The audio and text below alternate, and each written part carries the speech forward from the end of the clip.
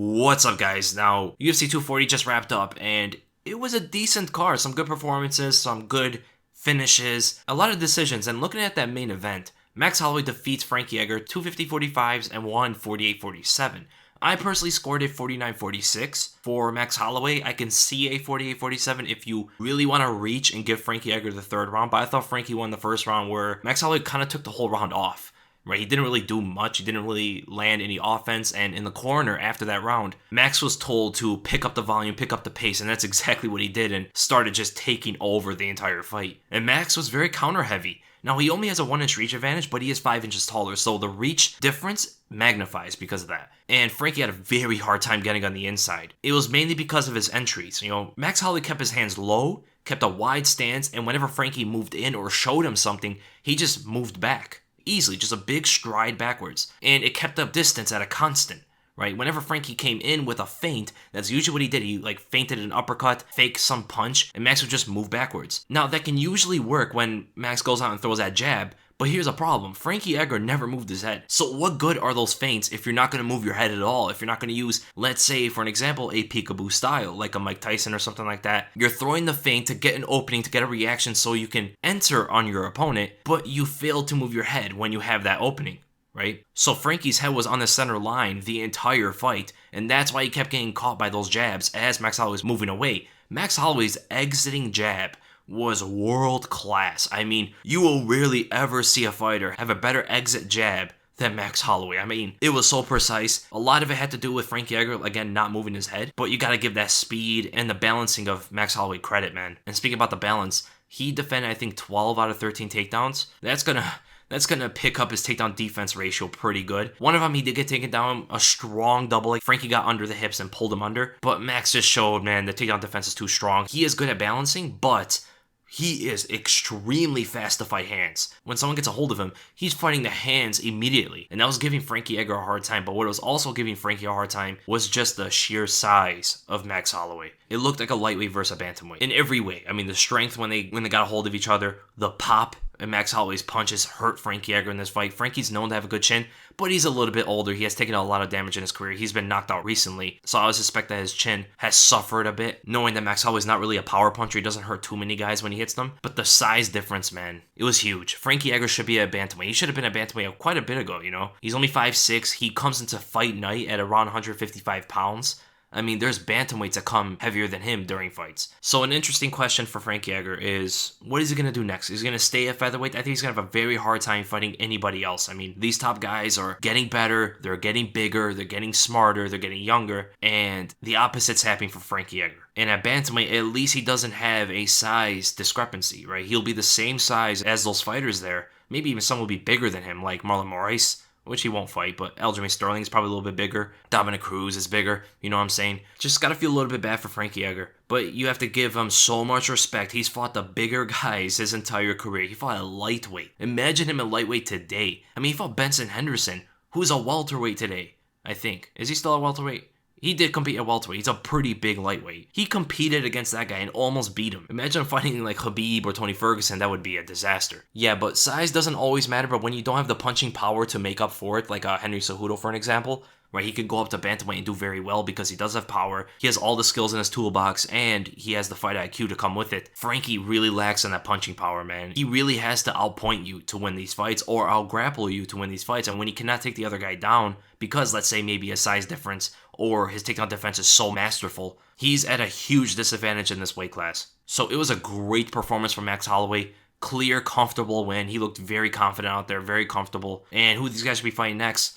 For Max Holloway, it has to be Alexander Volkanovski. And I think that fight is actually going to be pretty competitive. People ask, Volkanovski seems like a similar size to Frankie Edgar. He has a little bit of a similar style as well. How does he fare with Max Holloway? I think it's a lot more competitive because Volkanovski's bigger than Frankie. He's stronger than Frankie. He's more aggressive. He has legit knockout power. And all of those things is what really Frankie lacks in this division. Volkanovski, I would say, is like a better version of Frankie, or a stronger, more dangerous version of Frankie Edgar. He has high fight IQ as well. Look how he fought Jose Aldo. I think if you can push Max Holloway backwards, work that takedown, potentially get it, in Volkanovski's case, or mix up the boxing with the wrestling with real firepower, it really throws in a lot of interesting questions. And that's another thing about Frankie Edgar. Whenever he attempted takedowns and Max Holloway was able to defend it, Edgar sometimes just like nonchalantly allowed it to happen without finishing it, without finishing the action. It seemed like he forgot that after defending a takedown, the action is still not done. You're still fighting. He would drop his hand sometimes. He would just let go of the grip, and Max Holloway would just clock him with the right hand. And he did that a couple times in the fight.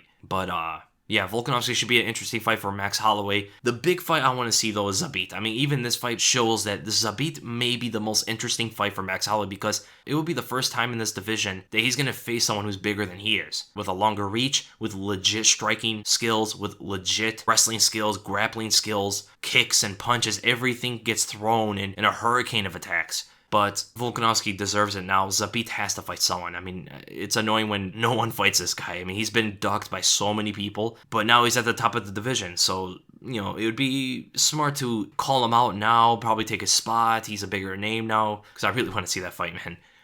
And as for Frankie Edgar, what should happen with him? He should go to bantamweight, in my opinion. And when he goes to bantamweight, I think him versus Uriah Faber, again, maybe would be interesting. Edgar coming off a loss, Faber coming off a win. I understand they did fight before, but they fought at featherweight, right? That's not Uriah Faber's weight class. Uriah Faber is a bantamweight. They're about the same size, but where Faber's a lot more comfortable in his weight class, I wonder how that fight would go there. If not him, I'd like to see him fight Jimmy Rivera, possibly. That would be an interesting fight. Then we go to the co-main event. Cris Cyborg defeats Felicia Spencer by 30-27 on all scorecards. One thing to say about this fight is Felicia Spencer is super tough. She took Cris Cyborg's punches better than anybody I've ever seen. Ate the punches, never looked rocked, never looked out of it. Ate some big right hands to the temple, big right hands to the jaw, and just created angles after that. She tried takedowns, she tried a counter, she tried that step-in elbow, which landed a couple times, cut up Cris Cyborg pretty good. Nothing was super effective. I mean, Cyborg wasn't in really any danger, right? Even against the cage, her takedown defense was solid. Very interesting, she got taken down before by lesser grapplers, but easily defended Felicia Spencer's. And I think Spencer did pretty well, a lot better than expectations, right? Going to a decision with Cris Cyborg is an accomplishment in itself, especially when you only have 7 fights professionally in your career. So imagine Spencer, who gets a little bit more experience, gets around 20 fights. I think she could be a bigger threat to fighters like Cyborg or Amanda Nunes.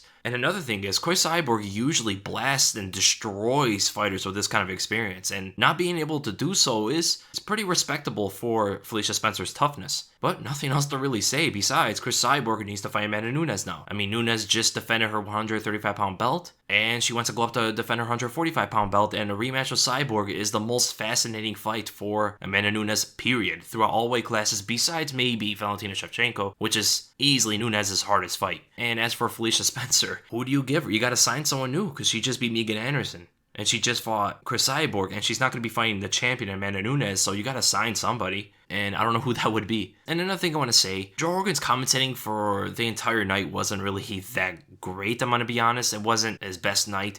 He was giving a lot more credit to Felicia Spencer's toughness and what she was doing. She'll throw punches, but they weren't landing. But she's saying, oh, look at Spencer. She's actually coming on, but she's not really doing much. And I think he should have given more credit to Cris Cyborg and what she was able to do, how she was able to stuff the takedowns a lot better. Maybe sticking to that with a lot more focus. And even the other fights, even the main event, Frankie Edgar was throwing right hands, but they weren't landing too clean. Holloway was extending far from them and moving his head with the punches. He wasn't really getting caught flush.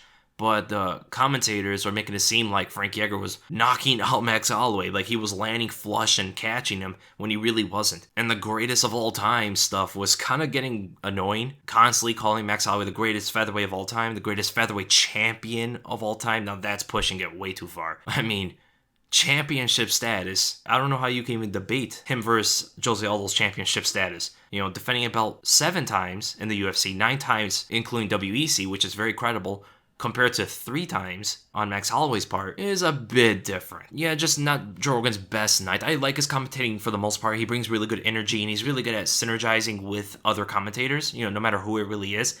I believe since Mike Goldberg left, Rogan has really declined in his quality of commentating, right? He says very generic stuff. He says very general stuff like, oh, he got hit, he got tagged, and right hand landed. That's pretty much it. It's pretty much what you get from him. Besides when it goes to the ground where he's a lot more knowledgeable. But when it stays on the feet or exchanges are happening, when things are happening, either he's not addressing them where they are a bit important, or he really generalizes it. And I understand you do that for the casual fans, but these kind of cards aren't really drawing too many casual fans, you know? So you gotta also know the audience, I believe. So like the Conor McGregor-Khabib fight, there's a lot of casual fans watching. So maybe generalize it a little bit more for them. But when there's a hardcore fan card, I think try to be a little bit more technical, because the fans generally know what's going on. I mean, they know the right hand landed. They know this guy got hurt. I mean, everybody can see it. What else, though? Why did it happen? What's going on here?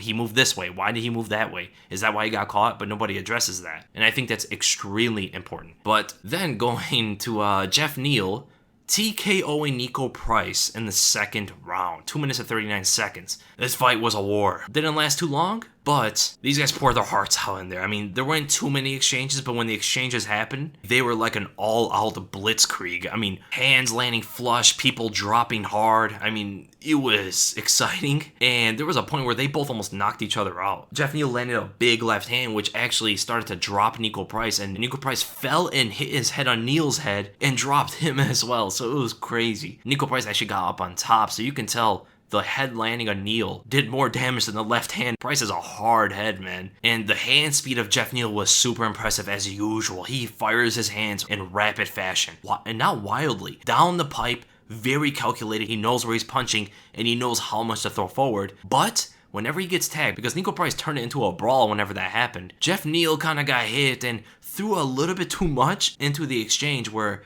his corner didn't want him to do so, and then really quick he thought, oh, this is not good, I gotta get out of here, so he backpedals away, and Nico Price is blowing fire at him, and hurt him a couple times doing so. Price actually went for that guillotine, which I think really hurt him in that first round. I think it was the first round. Jeff Neal got into half guard, and it was completely done from there, and Jeff Neal landed some good ground and pound. You can see Neal was a lot more aware with positioning. He knew how to get on mounts very quickly, and when he got into Nico Price's guard, his corner was really telling him to pass guard, maybe to secure the position, not to get in any sort of danger, because Nico Price could have went for a possible armbar. If he was able to defend the punches effectively, he could have transitioned into an armbar, because Jeff Neal was really leaving his arms deep in there, you know, and it didn't matter. Jeff Neal just pounded him out. So great win for Jeff Neal. I believe he deserves a top 15 opponent now, because Nico Price, I believe, is just outside of that. Some people were mentioning him versus Abdul Razak Al Hassan. As much as I love that fight, I would pay double the pay-per-view price just for that fight alone. I don't want to see them fight each other yet. They're so promising. They're so exciting. Not yet. It's too early in their careers. Same thing with Vicente Luque. I mean, Vicente Luque is top 15. Even though I love to see Jeff Neal fight him, not yet. A good fight would be maybe Neil Magny. I think he has an opponent, though. The loser of Robbie Lawler versus Colby Covington would be interesting, especially if Robbie Lawler loses, who is a number 11 fighter. Elijah Dos Santos would be interesting as well. So any of those fights would do very well. And as for Nico Price, I think him versus Wally Alves would be an excellent fight. Both very exciting fighters, good stand-up fighters. Nico Price has decent grappling defense. It's not an easy fight for both of them, especially for Nico Price, but it's too exciting, man, to turn it down. Or you can do Frank Camacho, who's coming off a really good win. I mean, they're both very aggressive. They're both looking to trade many times. Frank Camacho's trying to be a lot more conservative, but if he gets clocked by Nico Price, Camacho's going to start moving forward. So Frank Camacho probably makes more logical sense, and Warley Alves maybe a little bit too dangerous at this point, coming off a loss. Now, I did miss most of the other fights. I saw a couple of them. I saw a little bit of the Arman Tsarukyan versus Olivier Aubin-Mercier fight. I had to kind of look back and forth at the screen. I saw Tsarukyan was doing pretty well on the grappling, taking down Olivier Aubin-Mercier a couple times.